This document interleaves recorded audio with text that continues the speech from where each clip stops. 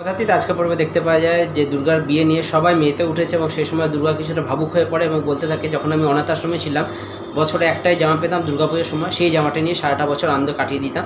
আর আজ আমার বিয়ের জন্য কত প্ল্যানিং করা হচ্ছে, কত কিছু কেনা হচ্ছে, সেই সময় কিন্তু কৌশিক এসে দুর্গাকে সামলে নেয়। সেই সময় দেখতে পাওয়া যায় ঋষভ ফোন করে দুর্গাকে এবং দুর্গার সঙ্গে কথা বলতে বলতে কিন্তু কৌশিকই বলে যে ফোনটা একটু দে, আমি ঋষভের বাবার সঙ্গে কথা বলবো। তখন ঋষভের বাবাকে করে, আচ্ছা আপনারা কবে আসবেন বলুন, পাকা কথাটা কবে হবে। তখন ঋষভের বাবা বলে ঠিক আছে আমরা কালকে আসছি। তখন কৌশিক বলে ঠিক আছে 4:42 পরে শুভ মুহূর্ত আছে, কালকে আপনারা আসুন, সবার সঙ্গে পাকা কথা হয়ে যাবে। এটা শোনার পর সবাই খুশি হয়ে যায়।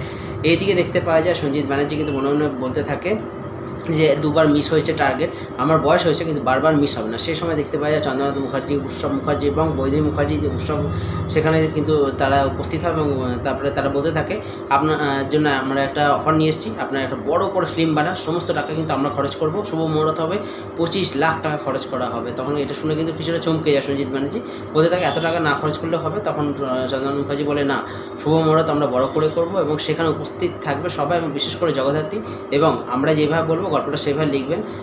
শুভ মরা শটে কিন্তু হিরো ভিলেনকে গুলি করবে, সেই গুলিটা গিয়ে লাগবে জগদ্ধাত্রীর গায়ে। তখন সঞ্জিত ব্যানার্জি কিছুটা অবাক হয়ে এবং কিছুটা ভয় পায়। তারপরে বলে যে এরপরে কী হবে। তখন চন্দ্রনাথ মুখার্জি বলতে থাকে এরপরে আপনার বই রিলিজ হবে এবং আপনি যে আপনার যে পুরানো যে সত্তাটা হারিয়ে ফেলেছিলেন, আপনার যে এতটা বড় সম্মান হারিয়ে ফেলেছিলেন, সেই সম্মানটা কিন্তু আপনি ফিরে পাবেন। তারপরে এপিসোডটা শেষ হয়ে যায়। দেখা যাক নেক্সট এপিসোডে কী হয়।